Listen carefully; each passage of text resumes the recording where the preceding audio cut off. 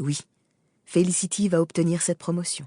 En fait, c'est elle qui va diriger l'entreprise dans quelques années. Elle supporte à peu près la même charge de travail que Tristan. Elle a des enfants encore petits, mais elle se réveille tous les matins reposée, en éprouvant un profond sentiment de bien-être. Comme Tristan, elle croule sous les rapports trimestriels, mais elle arrête tout et incite ses collaborateurs à faire de même quand elle se sent trop fatiguée pour réfléchir.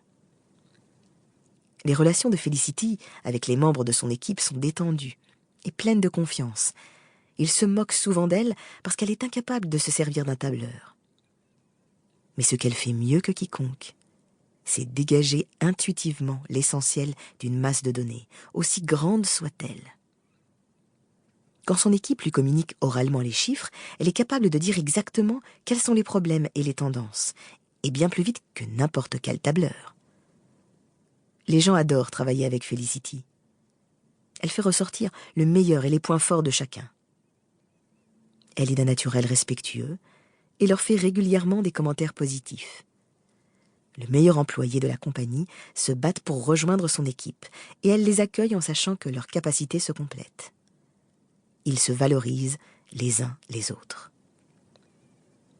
Elle n'est pas d'un naturel très athlétique, mais a inscrit à son programme des séances d'exercice 3 fois par semaine.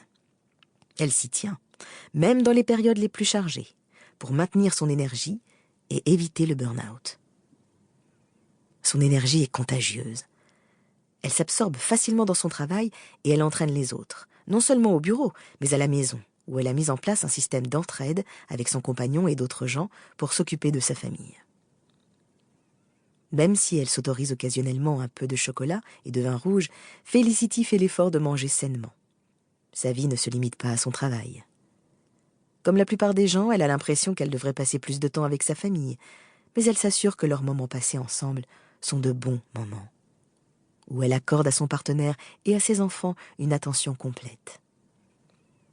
Felicity prend également part de façon active et généreuse à la vie de sa communauté, en donnant du temps et de l'argent à plusieurs associations caritatives.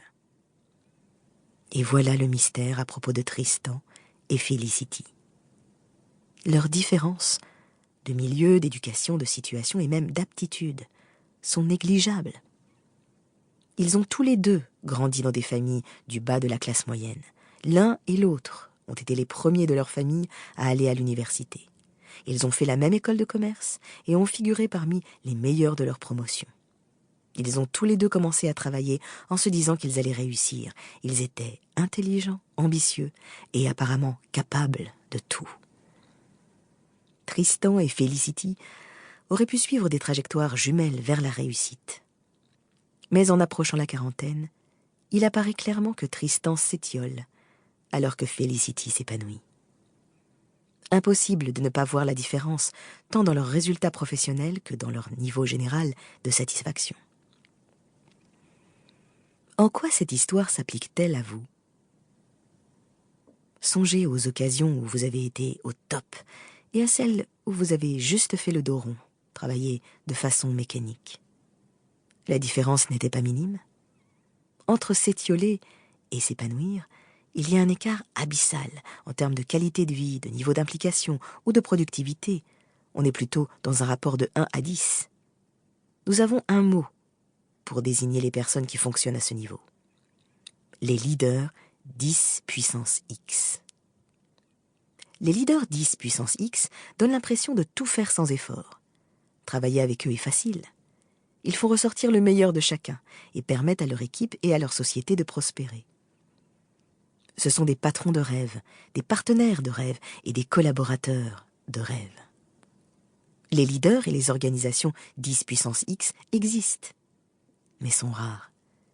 Et c'est cette rareté qui nous a amenés, nous, Angus Ridgway et Tal Ben-Shahar, à créer notre propre société, Potential Life, pour permettre aux générations de leaders présents et futurs de progresser. À l'origine, il y a McKinsey et Harvard. Angus a commencé sa carrière chez McKinsey, entreprise mondiale de consulting, comme étudiant en stratégie, avant de devenir directeur de clientèle du consulting stratégique pour l'Europe, le Moyen-Orient et l'Afrique. Il voyageait en permanence et aidait les clients à trouver... Pour continuer à écouter ce livre audio gratuitement, cliquez sur le lien dans la description et vous pourrez l'écouter en entier sans frais grâce à l'essai de 30 jours d'Audible.